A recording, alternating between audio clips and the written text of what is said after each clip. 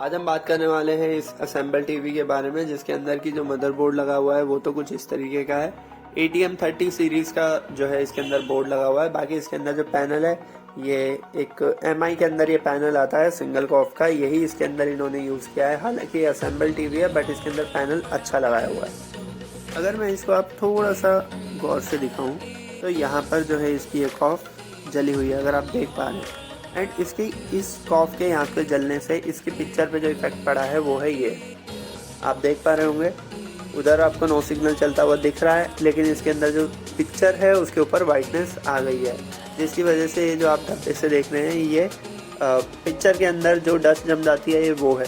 बाकी हम इसको रिपेयर करने वाले हैं। आगे कोई आपका कोई भी डाउट या सजेशन रहता है तो आप कमेंट कर सकते हैं। वीडियो को लाइक शेयर और चैनल को सब्सक्राइब करना बिल्कुल भी ना भूलें। मिलते हैं नेक्स्ट वीडियो में।